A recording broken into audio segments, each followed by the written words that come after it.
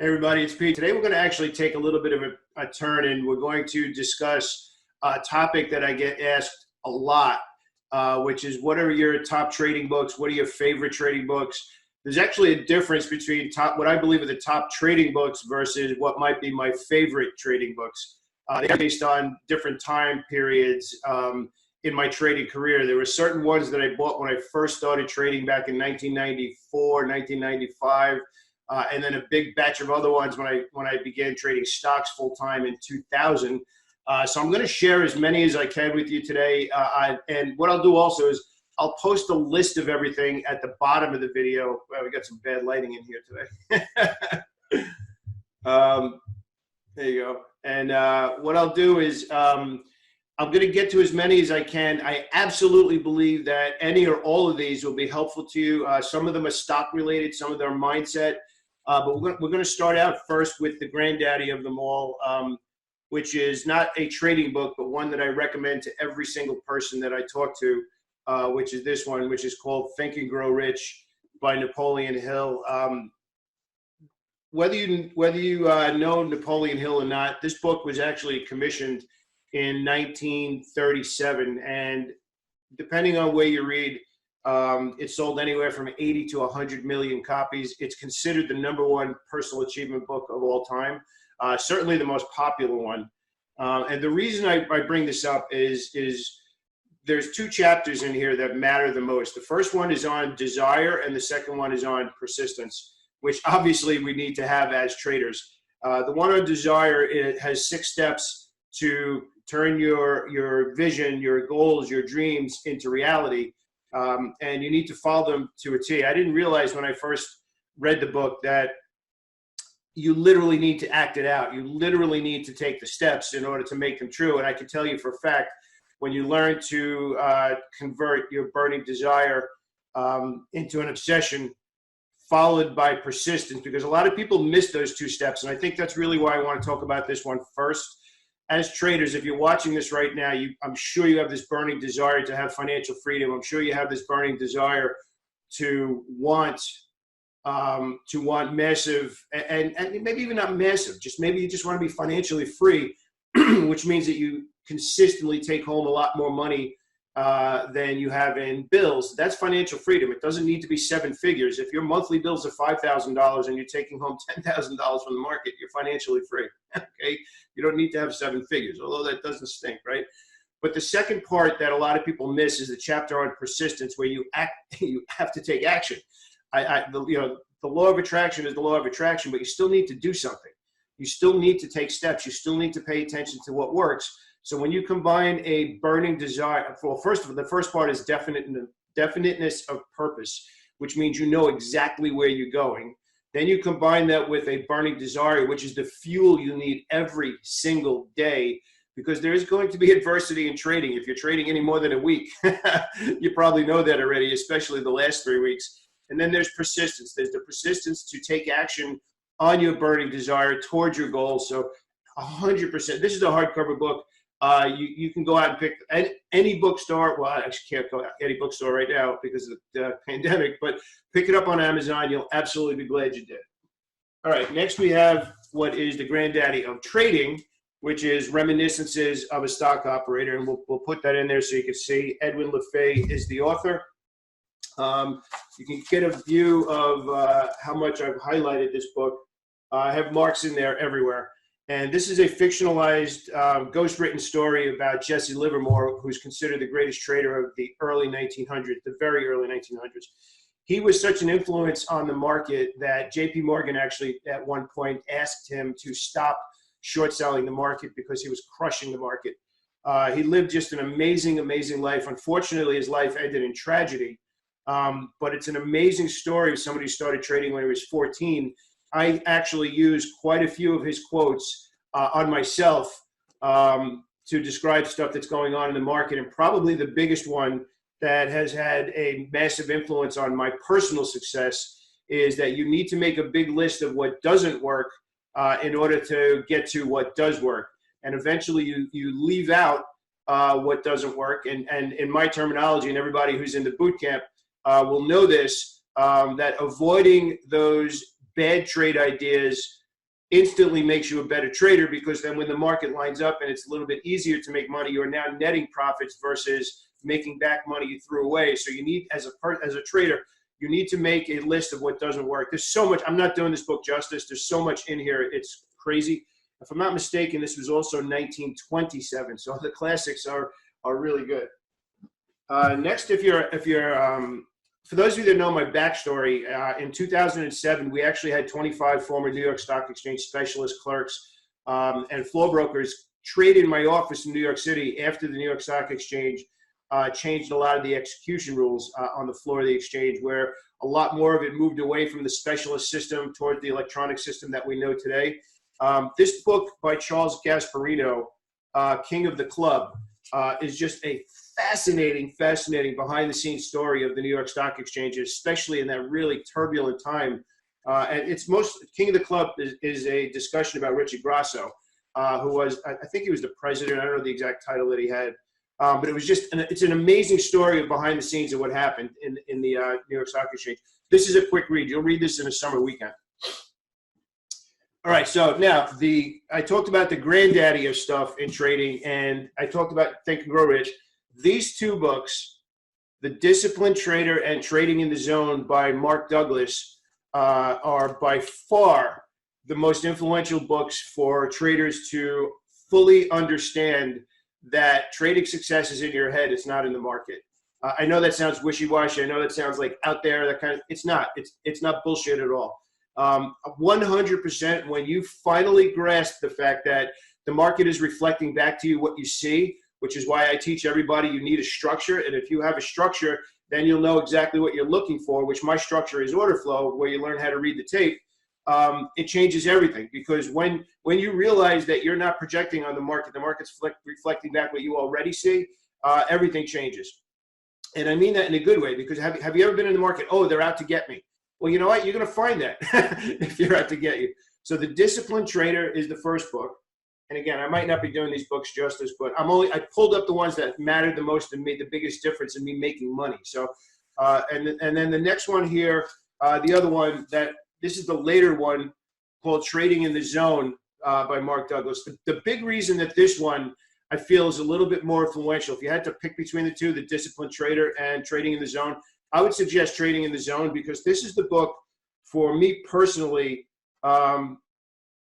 Changed everything about losing the anger when I had a losing trade. And I'll explain what I mean by that. When we put on a trade, we're like, oh, that trade lost money. Oh, that trade made money. But when it really comes down to it, and again, if you're in the boot camp, you've heard me say this a million times, which, by the way, I hope you get into the boot camp. The investment's so tiny for what you get out of it. Just click down and learn more. It teaches you that your edge is a sample size of good trades. So that means that you have a random outcome on each individual trade, but a predictable outcome over time. So that essentially is why I teach tape reading and why I teach order flow, because I'm teaching you that if you do what you're supposed to with consistency, you'll have a random outcome of results, because it's an edge. So the way I teach it is over 10 trades, you might make 10 perfect trades. I'll just use a round number. 5 of them might make money. 5 of them might lose money. We have no idea which ones, but over 10, you should make money. So you'll have consistency over 10 trades, but we have no idea which one. So what does that mean? What does that actually do for you? That means that when you have a losing trade, it doesn't matter anymore. It means that you should never fear a losing trade, because it's just 1 out of the 10.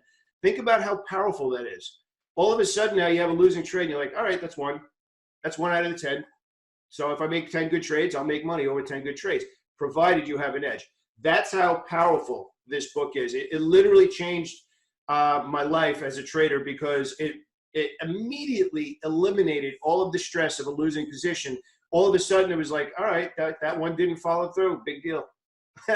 Provided you have an edge. You need to have an edge for that to work. If you have an edge, then it's just a question of letting your edge do the hard work. And think about what I just said.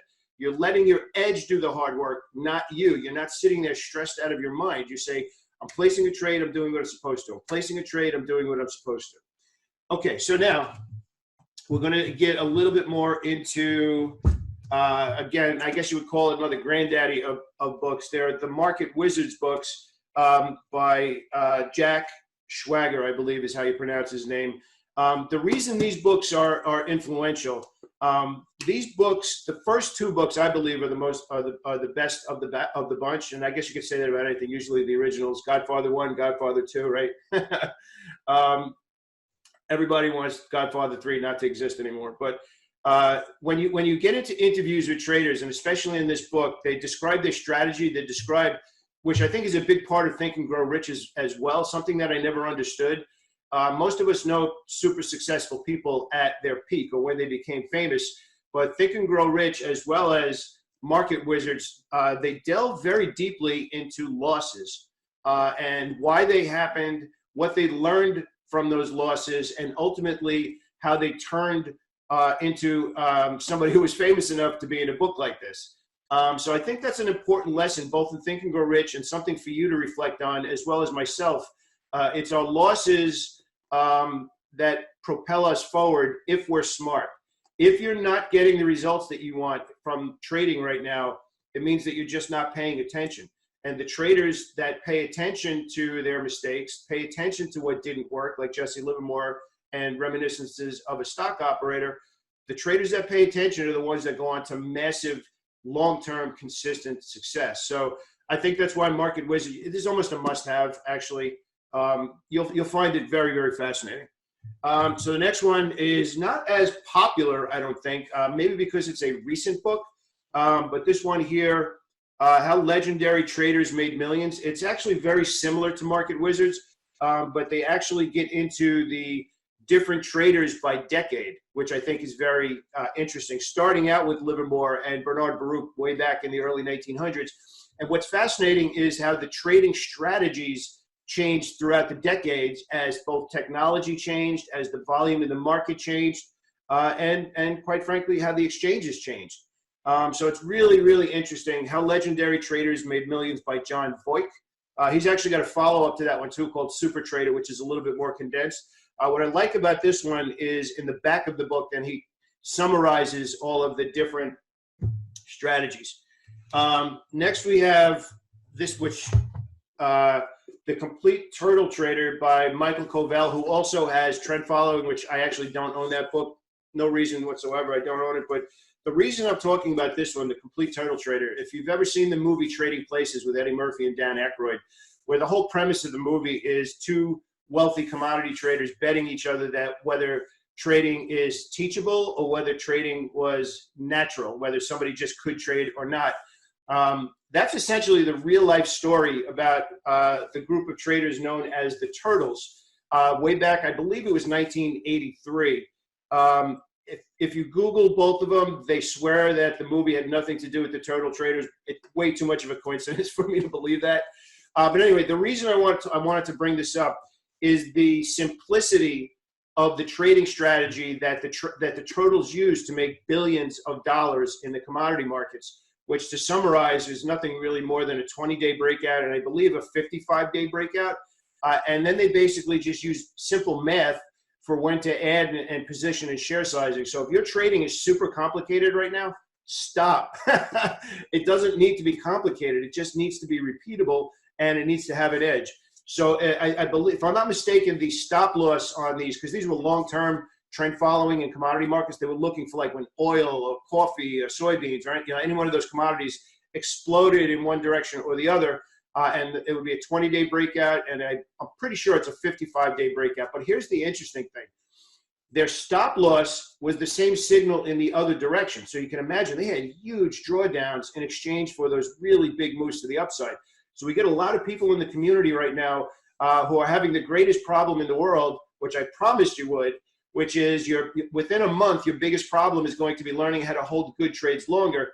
And this is an interesting, it's an interesting topic because a lot of traders washed out of this system. The turtle program in the 80s, I'm not sure if they did it in the 90s, but because they couldn't handle the drawdowns. So they'd be up $20 million on a trade and it would come all the way back down to $1 million, for example. And they'd have $19 million in paper profits wash out, and they couldn't believe it. But the system said if you didn't get stopped out, you stayed with it. And for those few trades that actually did follow through, you had monster winners. So what I'm imploring you to do right now is to really think about what kind of trader you are. Are you a short-term trader who likes to be in and out of the market and book profits? Are you just trading for the next 6 candlesticks to get out of the market? Or are you doing what we might call position trading? And whichever one those are, you need to have a structured system of how you book your profits. And you can't look back. You can't say, oh, that one time if I just, don't do that. Have the same system all the time. This is another fascinating read. So now I'm going to get to, before I get to there's 3 more books here. This one I bought, I remember exactly where I bought this. I bought this in Barnes & Noble's on Park Avenue in New York City, kind of when my trading career started to really, really peak in a big way. It's called High Probability Trading by Marcel Link, and you can actually see how beat up it is. And to give you an idea of, oh no, I bought this a long time ago. I bought this, hey, you can actually see, I don't know if you can see it, 2003. That's actually when I bought this book.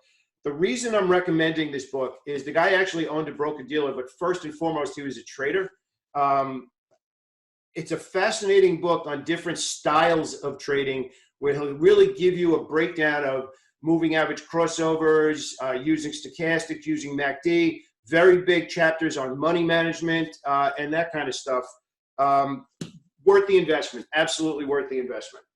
All right, so now we're going to get to one trader that influenced me the most. There's actually 2 traders that influenced me the most personally. The first one is Larry Williams. I actually started reading his stuff in the 90s when I first became a commodity trader. But then he came out with a book called Long-Term Secrets of Short-Term Profits. And the most influential part of that book, there were 2 things. The first one was, oh, by the way, Larry Williams' daughter is Michelle Williams, the actress. So that's kind of a fun fact there. But there's 2 things. Number one was his chapter on money management, which he called The Keys to the Kingdom. Worth the price of admission of the book, that alone by itself. The second part, which just fascinating, I guess maybe there's 3 parts. The second part is the concept that all price action really comes down to only 2 things. And when you really understand this, the whole market changes. All price action is either a consolidation or an expansion and consolidation. So a consolidation or volatility. And all of a sudden you look at the market completely different. You're like, well, it's not moving. All right, don't do anything. That's the right, the way I call it in the boot camp and in the community is I call that's the right price right now. There's nothing to do. That's the right price. So you see stocks or commodities or what do you got, they're in a consolidation and you get excited because from that consolidation should become a massive expansion in volatility. So you just need to have the patience to do what I call let the market tip its hand and get out of that. And that's the easiest way. And if you're trading with us, you know one of my favorite entry signals is based on a consolidation leading to an expansion. So massive influence from Larry Williams. And probably the third thing is that patterns in the market absolutely work. 100% they work, but you have to use them in the context of order flow and learning how to read the tape. Just patterns by themselves don't really matter, but patterns within the context of the bigger picture makes those patterns powerful. Next, we're going to talk about this book I bought in 1995 when I was living on Long Island. I can see the name is Lawrence Connors and Linda Raschke. Linda Raschke really, really influenced me in the concept of professional trading and how to handle yourself as a professional trader. But more importantly, the title of the book is Street Smarts. And this was not a cheap book. I bought this book in 1995. It's $195. But you know what? Like the boot camp is only $295. You have to ask yourself, are you willing to invest in yourself? Most people, most traders risk 5, 10, 15 times that amount on one trade. So you have to ask yourself, what are you going to risk that on one trade? Or are you going to have a skill for your lifetime? So I decided that I want this skill for a lifetime, and it's brought me back so much more money than the investment. I can't even tell you. But the subtitle of the book, High Probability Short-Term Trading Strategy. So again, we keep going back to high probability trading over there, high probability trading over here. So the great traders really teach you that it's all about setting up probabilities first, and then you learn how to manage those winning trades, because so many traders focus first on entry signals, and entry signals don't mean anything if it's in the middle of a bad idea. There's no other way to put it. So Linda, if you ever happen to watch this video, and Larry Connors, I owe you guys a great debt of gratitude. This is really, really some amazing, amazing chart patterns and short-term price action. Because my own personal trading strategy, which a lot of it was developed from learning from these folks, is over that 3 to 5 day window where I'm constantly looking to put my money to work. I want to get in, look for the next wave of buying or selling pressure, and then do it again. So this is a really good book. But in this book, Linda specifically introduces you to a grain trader from the 1950s named George Douglas Taylor. And she says that he was the basis, he was the inspiration for her short-term trading style. And by the way, she was in Market Wizards, the second book. So I had a lot of reading of her stuff before I got to this. And the original work that influenced her, which is the core of my tape reading strategy, written by George Douglas Taylor, was written in the 50s. And I'm about to show you that book. Before I show it to you, I'm going to give you a warning. I am first and foremost a tape reader. I started out trading NASDAQ stocks way back in the day. But when I learned from Linda, and then ultimately what I learned in this book, the Taylor trading technique, George Douglas Taylor, it really taught me how to read price action from one day to the next, from 1 week to the next, one month to the next. And then what I learned from the New York Stock Exchange, the specialist that came up and traded on my floor, what I learned about order flow, I started to combine order flow with tape reading, which is where I came up with saturation points, which is where I came up with so many of the things that are in my masterclass. But I will tell you, this book was written way back in the day by somebody who is not an author. It is a hard book to read. It's very hard to decipher. Linda does a pretty decent job of explaining it. Again, you need to study it. I studied this book for a long time. I didn't even understand what the hell the guy was talking about because it was hard to understand. But once you understand it, I'm going to paraphrase it here just to give you a really super high level.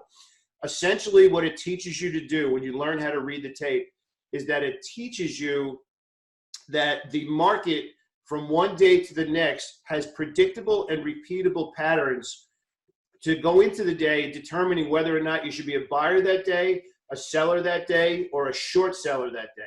And the key to the entire strategy is something that scares most people, but we embrace it because we're super prepared for it. Like we made a trade yesterday in a stock that had the exact open that we wanted, and it was super profitable just in one day.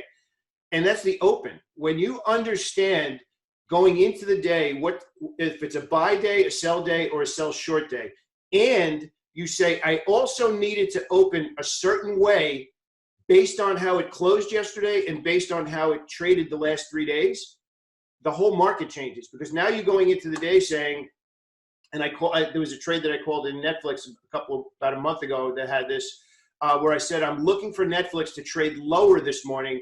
If it hits a certain price target, I'm going to be a buyer. It did exactly what we were looking for that day and then rallied $20 off of the low. That's how powerful this book can be.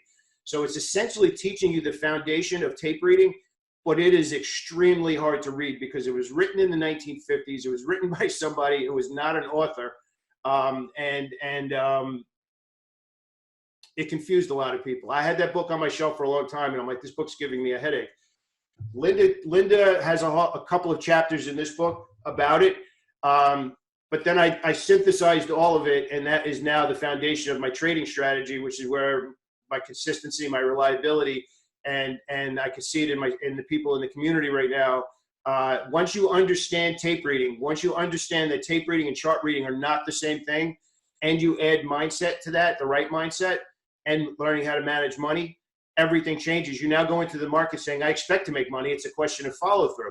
Then when you add the Mark Douglas stuff, which is essentially about every trade is unique, you have random outcomes from trade to trade, but over the sample size, you let your edge do the work.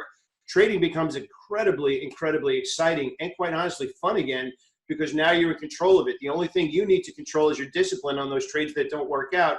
Keep your losses to what they're supposed to be as a part of the system. And then ultimately, whether it's the turtle system or whatever strategy you use, let those winners run.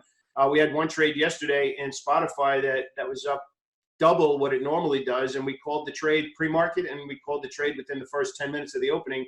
And some people just made some amazing profits yesterday in one day, just learning how to read the tape. So that's my book. I might have left a few out, like Nicholas Darvis and a couple of other ones like that. These, to me, are the ones that influenced me the most in a way that mattered in my career. They came to me at the right time in my career, and they were actionable. That's the big thing. Larry Williams is a real trader. I'm a real trader. Linda Raschke is a real trader. Those interviews in Market Wizards, real traders. Learn from somebody who's actually trading. That's a big difference. All right. There's actually one more that I'll put in the description, which is The Market Maker's Edge by Josh Lukeman. And that was really more of a book when I learned early in my career about how markets work in multiple time frames and that kind of stuff too. So I'll write that down at the bottom too. So if you find this video helpful, absolutely click down and subscribe. That would mean the world to me. And if you want to learn more about the boot camp, come and trade with me for 30 days. I'd love to have you in the community. You can find out more about that down below as well. Have a great day, everybody.